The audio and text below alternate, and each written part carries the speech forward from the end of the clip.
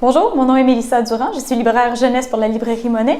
C'est moi qui vais vous présenter la liste fiction primaire pour le mois de mai, donc les incontournables pour cette sélection-ci.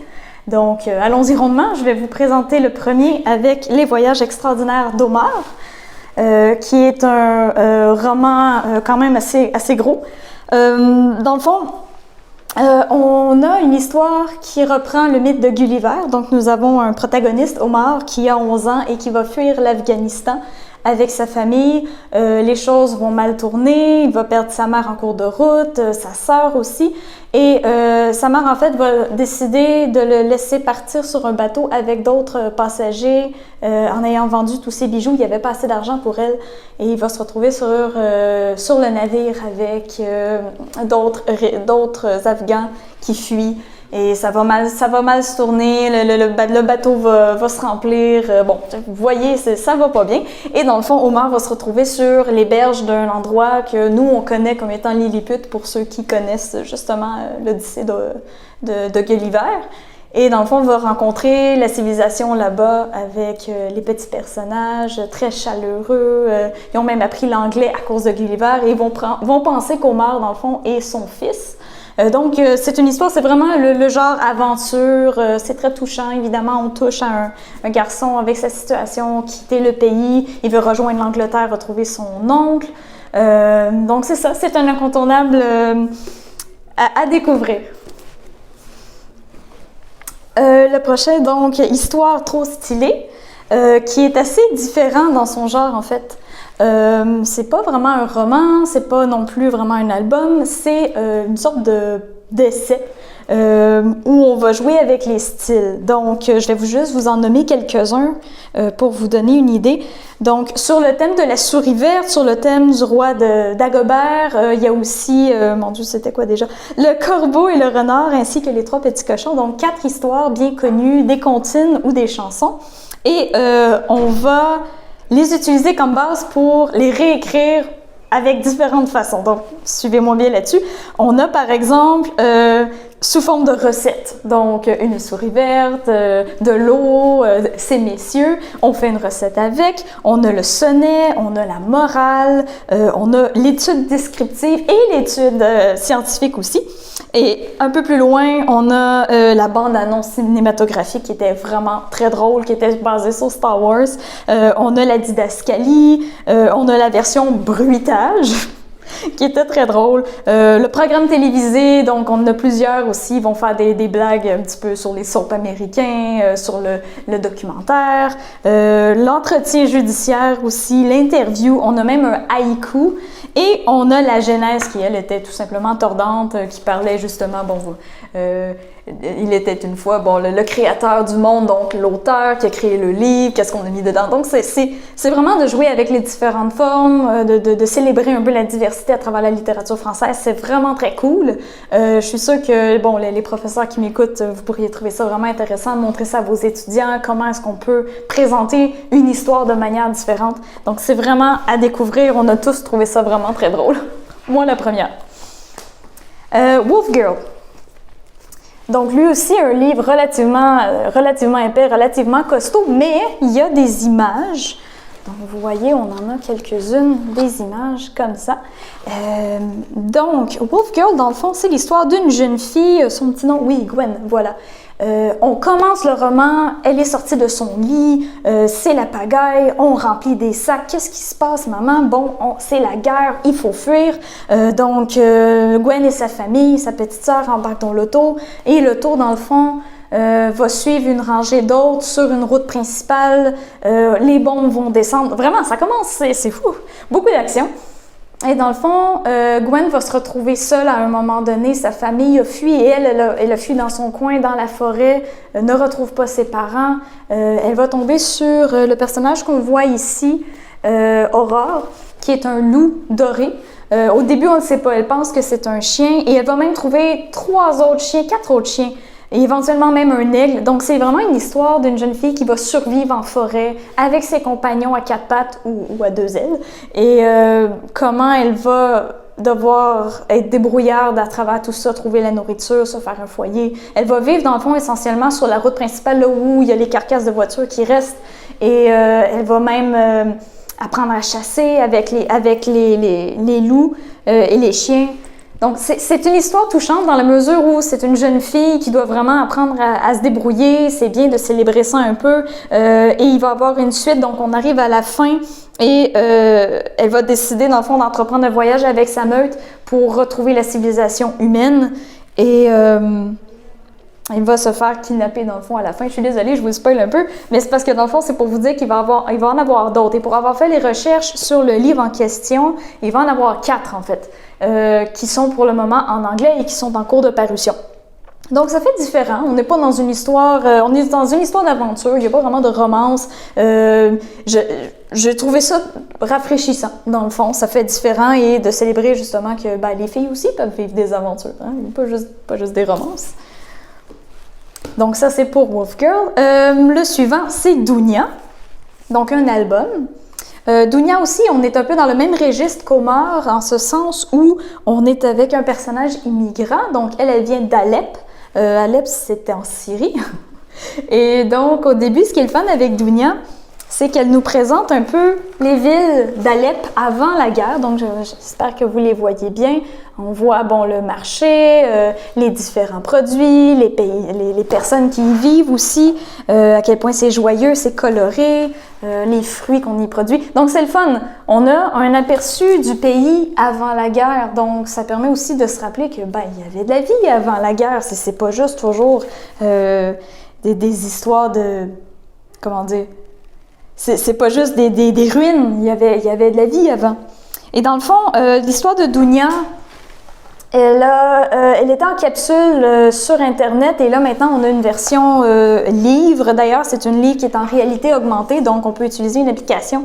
Et je dois être honnête avec vous, je ne l'ai pas utilisée, mais dans le fond, on peut l'utiliser pour faire sortir des éléments du livre. C'est de plus en plus commun, là. Il y a de plus en plus de livres qui ont ce genre d'application-là. Et pour l'histoire, en fond, Dounia, on le sait, la série, il y a une guerre depuis quand même longtemps et elle va devoir fuir et elle va prendre avec elle des graines, 3 petites graines dans le fond qui vont lui servir au cours de son voyage. Et ces graines-là sont magiques. Et la dernière, à la fin, c'était, petite graine, je vais te mettre dans le bec de mon savon, le savon qu'on voit ici, qui est un savon typique de la Syrie. Et donc, ce petit oiseau-là va être envoyé pour trouver le pays qui va vouloir d'eux. Et l'oiseau va l'apporter dans un pays où il y a de la neige et qui est très très loin. Donc on commence à deviner que ça se peut que ce soit nous. Et effectivement, dans le fond, Dounia va avec sa famille, après beaucoup de délestage au niveau de leurs ressources, après beaucoup de voyagements, c'est très long, ils vont finir ici au Québec. Donc, c'est un écho qu'on retrouve bien. On a quand même plusieurs dizaines de milliers de Syriens qui vivent parmi nous maintenant depuis quelques années. Donc, c'est bien de leur rendre un peu hommage à travers ce livre-là et de leur donner une visibilité. La guerre de Syrie est toujours pas terminée en plus. Donc, j'aime bien ces albums-là. Les dessins sont mignons aussi. Il faudrait vraiment que je regarde pour la réalité augmentée, mais assurément, à mettre dans votre liste. Rêve pas, n'ouvre pas ce livre, donc qui est le 4e de sa série. Donc, si on regarde l'endos, vous voyez, il y en avait beaucoup. C'est un album interactif. Donc, si on l'ouvre, voilà. Donc, première page, on vous dit surtout ne tournez pas la page et ça va être essentiellement ce qui va se passer tout le long. Ne tournez pas la prochaine page et dans le fond, notre petit personnage va tout tenter pour nous convaincre de ne pas tourner la page, en fait. Donc, vous voyez, détourner l'attention, regarde pas là, non, en fait, je t'ai menti, mais fais pas ça. Et dans le fond, ce que le personnage va nous expliquer, c'est que à chaque fois qu'on tourne la page, lui s'endort un peu plus. Donc, de fil en aiguille, il n'y a pas le choix de se trouver des trucs pour rester éveillé parce que forcément, on va tourner la page, on veut savoir ce qui se passe, donc prendre des bains de glace, vous voyez. Donc, c'est très comique. C'est vraiment comme les autres ouvrages, en fait, vous voyez. Donc, il emmène pas large, notre pauvre personnage. Donc c'est ça, fait que c'est le genre de livre très drôle qu'on veut lire avec les tout-petits, qui va assurément faire rire et qui en plus s'inscrit dans la continuité des autres livres sur le même sujet. Donc, peut-être aussi une bonne façon de parler de l'heure du dodo. Donc c'est ça, à voir. La dernière fausse note, qui est celui-ci, qui est un petit livre, parle du deuil. Donc on a une jeune fille qui est violoniste et elle a un père qui est premier violon pour un orchestre reconnu en France et ça commence dans le fond qu'elle a une altercation avec son père qui est toujours en train de la corriger, elle ça l'énerve, laisse-moi vivre, laisse-moi faire ma musique et dans le fond c'est la dernière fois qu'elle veut parler à son père, c'est quand même un peu triste et donc le lendemain, on va la chercher dans sa classe, on l'amène au bureau de la directrice et il y a sa mère qui est là et qui doit lui annoncer que « Excuse-moi ma chouette, mais moi, dans le fond, papa ne reviendra pas, il a fait un arrêt cardiaque en allant faire son jogging, on n'a pas pu le sauver. » Donc, c'est sûr que c'est un peu triste. Mais dans le fond, ce que ça va relater beaucoup, c'est comment Clémentine, de son petit nom, va remonter de tout ça progressivement, les étapes du deuil. Au début aussi, les gens qui viennent à l'enterrement puis qui sont éplorés, puis c'est ben voyons pourquoi est-ce qu'ils sont éplorés comme ça, ils connaissent pas mon père. Avec les émotions, les positives, les négatives, mais assurément de pouvoir en parler, je trouve ça pertinent, surtout pour la jeunesse, de comprendre un peu par quoi passent les étudiants qui vont perdre un parent ou un proche. Donc, c'est assurément quelque chose à découvrir. C'est bien écrit, c'est touchant. Éventuellement, elle va refaire du violoncelle, elle va se découvrir des nouveaux intérêts aussi, notamment à travers la photographie. Et aussi de parler comment est-ce que les autres ont une incidence sur le deuil. C'est pas forcément en étant aussi larmoyant qu'eux qu'on va leur venir en aide. Au contraire, c'est le personnage la plus heureuse et la plus joyeuse qui va l'aider à passer à travers tout ça. Donc, c'est très positif. Mais assurément, c'est un thème qu'on voit pas souvent, mais qui mérite d'avoir votre attention. La journée sans écran. Évidemment, c'est très actuel, on le sait, les écrans prennent beaucoup de part dans notre vie, peut-être même un peu trop. Mais c'est pas seulement un phénomène qui touche les jeunes, c'est un phénomène qui touche à peu près toutes les strates sociales. Et ici, c'est un petit peu là-dessus qu'on va travailler. Ce sont les parents qui sont un peu trop accros aux écrans. Et c'est donc les enfants qui vont devoir trouver des alternatives pour les sortir un petit peu de leur état bête, si on veut. Voilà. Donc, première page, donc maman qui est « Oh, c'est cute, il y a une photo de koala! » Bon, et là, la toast brûle, et là, bon, notre petite fille de dire « Là, j'en ai plein le dos, ça marche pas, maman, j'étais tout le temps dans la lune, faut faire quelque chose. Papa, ben, il traîne au lit, on le voit ici, parce que, bon, il a peut-être abusé un peu trop des jeux vidéo. Donc, les deux enfants vont proposer une journée sans écran et ça plaît pas du tout à papa et maman. C'est comme, ben voyons donc, qu'est-ce qu'on va faire sans nos écrans? La journée va être super plate. Donc, on voit qu'il y a inversement un peu dans les comportements. Les enfants qui sont plus matures, les parents qui sont boudins et qui récalcitrants, qui veulent rien faire. Mais c'est mignon de voir comment les enfants, au contraire, ont plein d'idées pour sortir, découvrir des choses, aller dehors, bon, une journée shopping, bon, comme diraient les Français. Donc, c'est cute. Juste de pouvoir dire que... Parce que les enfants, dans le fond, ce sont eux qui ont le plus de créativité normalement, puis c'est beau de le mettre en avant, puis de dire, ben, si on se fie un peu à ça, ben, il y a toutes sortes de façons d'organiser notre journée, de socialiser plus, d'aller dehors, puis de laisser faire un peu, les écrans qui habitent vraiment trop, qui habitent un petit peu trop notre quotidien, dans le fond. Donc, il y en a de plus en plus des ouvrages comme ça, donc c'est sûr que je vous invite à les regarder parce qu'il faut vraiment alimenter la discussion sur le temps qu'on passe devant les écrans, la place qu'ils occupent et surtout le manque de créativité qu'on finit par avoir parce que justement l'écran nous fournit tout à notre place. Donc assurément un beau petit livre sur le sujet. Une pincée de magie. Donc, comme vous pouvez voir, vraiment superbe couverture, vraiment, c'est vraiment très très beau. Je tiens à préciser par exemple que ça n'a pas vraiment rapport en fait. Ça semble être une belle histoire, très jolie, très colorée, mais non, en fait, c'est assez glauque. Donc, je vous explique pourquoi. Dans le fond, on a On a 3 jeunes filles qui vivent sur une île, une sorte d'archipel un peu marécageuse, et on apprend qu'il y a des objets magiques qui se lèguent dans cette famille-là, mais en contrepartie, les 3 filles ne peuvent pas quitter l'île, et ça a été comme ça aussi pour les générations de femmes avant elles, sinon elles meurent. Quand même. Et c'est pas une mort jolie, là. D'après ce qu'on comprend, quand elles vont mourir, elles entendent des voix de corbeaux qui vont s'accentuer dans leur tête et elles vont finir par mourir de froid comme si elles se noyaient de l'intérieur. Ça, je vous dis, c'est quand même un peu sinistre. Au début, je me disais, mon Dieu, c'est quasiment un livre d'horreur. Mais en fait, c'est ça joue sur le folklore, ça joue sur la magie, sur la malédiction, parce qu'on y vient, c'est un peu ça le litige ici. On a Charlie... Betty, excusez-moi, je m'en rappelle un peu moins pour les noms, et Fliss, c'est ça. Et dans le fond, nous, on suit essentiellement Betty, qui est la cadette, et qui vont devoir utiliser les 3 objets magiques qu'on leur a légués pour essayer de voir qu'est-ce qu'il y a moyen de la briser, cette malédiction-là. Parce que Betty, elle rêve d'aller à l'extérieur, elle rêve de voir le monde, et dans le fond, à cause de cette malédiction-là, ben, ils sont pris sur l'île. Et qu'ils vont devoir, dans un premier temps, aller libérer quelqu'un de prison. Cette prison-là aussi me fait penser à Alcatraz. C'est vraiment glauque aussi. Il y a les cellules sont inhospitalières. On voit qu'ils mangent pas à leur faim. C'est assez sinistre. Et il y a une tour qui est affiliée à la prison aussi. Cette tour-là, on a l'impression qu'elle rappelle la tour de Londres. Il y a quelqu'un qui était dedans. On ne peut pas la nettoyer parce elle revient toujours à son état initial. Et c'est là qu'on apprend qu'il y avait une sorcière qui habitait cette tour-là.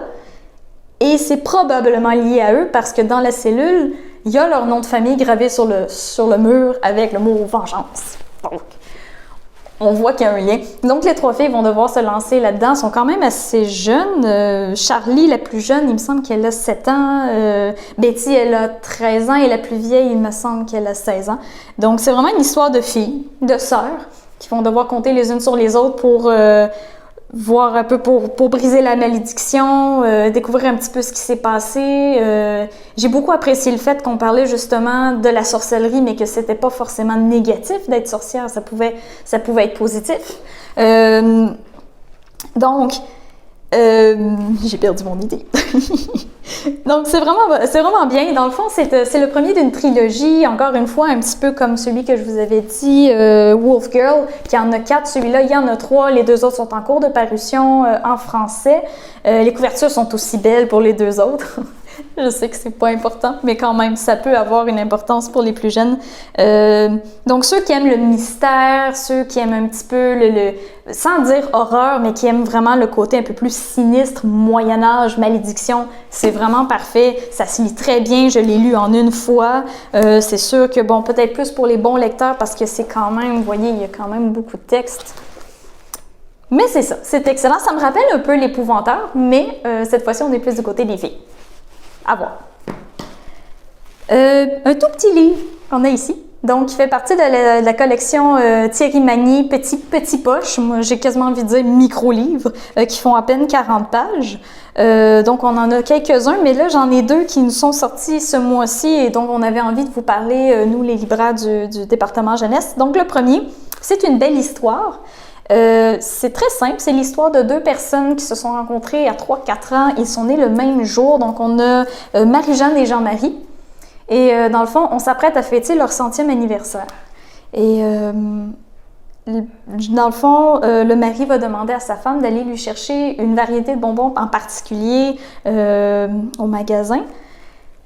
Mais ce qu'on ne sait pas dès le début, c'est que dans le fond, il va l'envoyer là-bas parce que lui, il sait qu'en cette dernière journée de son 99e an, il sentait qu'il allait mourir dans le fond. Donc quand Marie-Jeanne, elle va revenir, elle va le trouver là, couché sur son lit, et avec une lettre « Merci pour tout ». Donc c'est vraiment de parler de relations à longue durée. On s'entend, ils se connaissent pratiquement toute leur vie, ils ont eu des enfants, ils ont eu une belle vie. D'ailleurs, pendant qu'elle allait chercher, quand elle est allée chercher les bonbons, elle était dans un taxi, elle a parlé de sa vie avec la chauffeuse de taxi. Donc c'est très très simple, c'est 40 pages à peine, mais c'est bien de voir des petites histoires simples des fois, puis pour les lecteurs qui aiment les histoires courtes, c'est vraiment excellent. Et juste de parler de relations qui durent, c'est beau, c'est cute. Je vous tiendrai pas en haleine là-dessus, il y a pas de suspense, là, mais c'est cute. ça vaut la peine de le lire, assurément. Ah oui, c'est ça. L'histoire me rappelle un peu, je ne sais pas si vous avez vu le film Là-haut. Au début, il y a 5 minutes d'histoire entre deux personnages, vraiment très simple, peu de paroles, mais ça dit tout, une liaison de longue durée qui est basée sur la complicité. Donc c'est ça, ça me fait penser à ça pour ceux qui ont vu le film. Le deuxième, c'est La paix. Donc, histoire sensiblement de la même longueur. Donc, dans La paix, dans le fond, on a Fanny qui est au primaire. On ne sait pas exactement quel âge elle a, mais elle a des amis. Et de façon qu'on sait, je vous dirais, elle a des amis, oui, mais c'est une relation toxique. Donc, ses amis, que c'est toujours conditionnel à quelque chose, c'est toujours, dans le fond, t'es notre dernière amie ou t'es tel ami, il y a une gradation dans l'ordre de l'amitié, elle doit se soumettre un petit peu à leurs caprices, quand elle achète un nouveau vêtement, c'est pas cool, donc toujours pour la dénigrer. C'est toxique, ça marche pas. C'est sûr que, bon, pour l'adulte que je suis, c'est évident. Peut-être que pour les plus jeunes, ça l'est moins. Et dans le fond, Fanny, au début, dans l'histoire, elle a fait une gaffe, je sais pas, elle a dit quelque chose que les autres n'ont pas apprécié. C'est souvent comme ça. Et elles l'ont boudée. Et là, elle se sent justement... Elle a l'impression qu'elle vaut moins que les autres, elle cherche à regagner leur amitié, c'est un peu triste, un peu pathétique, mais c'est quand même ça. Et éventuellement, les filles vont leur dire « c'est beau, tu peux réintégrer notre groupe en tant que dernière amie, donc vraiment au bas de l'échelle sociale, mais si tu grimpes dans un arbre. » Et c'est là, dans le fond, que oui, elle va grimper dans l'arbre, et on dirait que c'est là qu'elle a la prise de conscience de faire « mais pourquoi je fais ça, dans le fond? Il y a plein d'autres amis dans la cour. Pourquoi est-ce que je risque, dans le fond, ce que je fais juste pour eux? » Et malheureusement, elle va mal tomber, elle va se casser la jambe.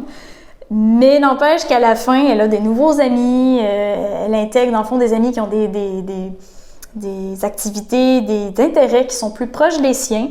Et finalement, de bonne guerre, on pourrait dire, les 3 seules personnes qui n'ont pas signé son plâtre à la jambe, ce sont les 3 filles qui ont mené la vie difficile au début. Donc, c'est bien, encore une fois, de pouvoir parler de relations amicales. Il y en a beaucoup dans la littérature jeunesse, mais c'est bien aussi d'aborder celles qui pourraient être nuisibles, celles qui nous font niveler vers le bas, les amis qui nous apportent rien. Donc, c'est vraiment intéressant. C'est un beau petit livre, encore une fois, 40 pages, qui se lit très bien, très facilement. Le petit dernier, La chanson de l'arbre, qui est un album. Donc, dans le fond, très monochrome au niveau des couleurs, mais très détaillé, comme vous pouvez voir. Je vais vous en montrer quelques pages juste pour vous donner une idée. Donc, essentiellement, encore une fois, une histoire sur la nature. On a un petit cardinal qui va aller vivre avec d'autres oiseaux dans un arbre. Et au moment où les oiseaux sentent l'appel que il faut partir, on a une route à faire, le petit cardinal, lui, il se dit voyons, je ne peux pas laisser mon arbre tout seul, qu'est-ce qui va lui arriver? Et dans le fond, l'arbre va lui raconter un petit peu qu'est-ce qui se passe dans cet arbre-là après, qui prend soin de lui, c'est quoi les chants qui vont le bercer, c'est quoi les animaux qui vont lui tenir compagnie. Fait que c'est très très beau, c'est une ode à la nature, vraiment. On parle de différentes créatures, on parle des étoiles. Vous voyez, je vais vous montrer les étoiles. Et dans le fond, on le réalise pas tout de suite, mais j'ai fini par mettre le doigt dessus. Le cardinal, il grimpe de plus en plus haut dans l'arbre en même temps, au rythme de ce que l'arbre va lui dire, va parler de différentes espèces d'animaux. Donc, c'est vraiment très beau, c'est très touchant, avec un graphisme qu'on ne voit pas souvent aussi, dans des couleurs vraiment, on reste dans la palette des verts, rouges, bleus tout le temps. C'est poétique. Donc, puis c'est une façon aussi de dire qu'un arbre, c'est un microcosme finalement. C'est un microsystème dans lequel évoluent plusieurs animaux ensemble. Donc, tout le monde profite un peu de cette collaboration-là dans la nature. Et c'est bien de le rappeler, un arbre, c'est pas juste un arbre, c'est un milieu de vie. Et lui-même, il y a d'autres espèces qui vont lui apporter des bénéfices. C'est sûr que, bon, c'est pas expliqué comme ça dans le livre, ça reste très poétique. Mais assurément, quelque chose de beau, surtout que c'est ça, le mois d'avril précédent, c'était le mois de la Terre. Donc, c'est bien de pouvoir l'aborder avec nos petits cocos. Et justement, il y avait un élément que je voulais partager avec vous, mais ça, je m'en rappelle pas.